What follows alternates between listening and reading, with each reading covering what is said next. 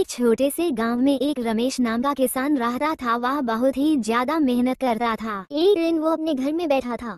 उतने में उसकी पत्नी उसके पास आती है।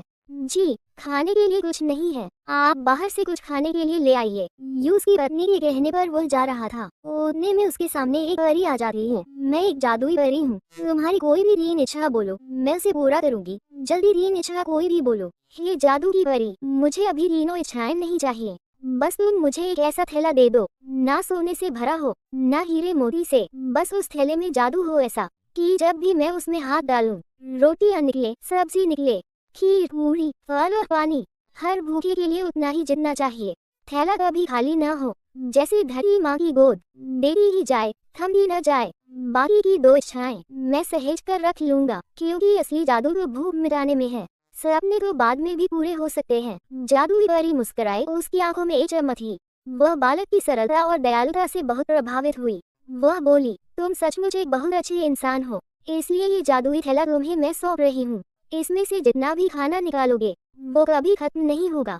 तुम्हारी बाकी 2 इच्छाएं मैं अपने पास संभाल कर रख लूंगी, जब जरूरत होगी बस मुझे पुकार लेना। आप तुम अपने घर जाओ और इस उपहार का उपयोग अच्छे कर्मों में करना। मैं अब चलती हूँ। इतना कहकर परी वहां से चली गई। वो बहुमूल्य जादुई बैग अपने हाथों में लेकर शांत मन और संतुष्टि भरे कदमों से अपने घर की ओर रवाना हो गया। अरे सुनती हो, जरा जल्दी आओ तो सही, देखो मैं तुम्हारे लिए क्या खास चीज लाया हूँ। ये सुनकर उसकी पत्नी वहाँ आती है और कहती है,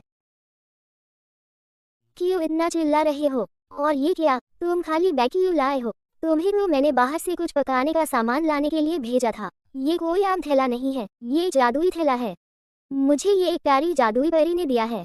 उसने मुस्कुराकर कहा था, जब भी भूख लगे इस थैले से खाना निकाल लेना, ये कभी खाली नहीं होगा। आप हमें कभी भूखा नहीं सोना पड़ेगा, चाहे जितना भी खाना निकालो ये थैला हमेशा भरा रहेगा। जैसे किसी कहानी की जादुई दुनिया हकीकत बन गई हो। उस दिन के बाद उसकी दुनिया रोशन हो गई, न कभी चेहरे पर उदासी आए, न ही किसी रात उसे भूखा सोना पड़ा। एक दिन उसकी पत्नी उसके पास आकर बोली, आप तो कह रहे थे कि आपने जादुई परी से केवल एक ही इच्छा मांगी थी, तो बाकी 2 इच्छाओं का क्या हुआ?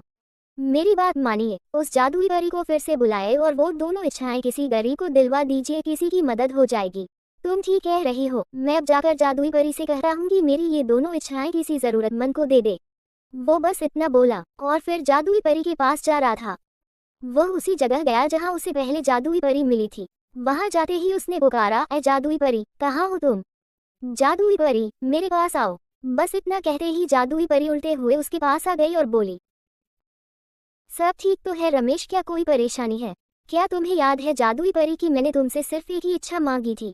हाँ रमेश, मुझे आज भी वो पल याद है जब तुमने सिर्फ एक इच्छा मांगी थी और बाकी 2 इच्छाओं को संभाल कर रखने को कहा था, जैसे कोई अनमोल चीज हो जिसे सही वक्त पर इस्तेमाल करना हो। जादुई परी, मैं अपनी इच्छाओं का त्याग करता हूँ।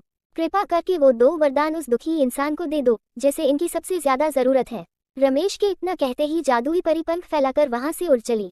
उस दिन के बाद से रमेश और उसकी पत्नी सुखपूर्वक जीवन बिताने लगे।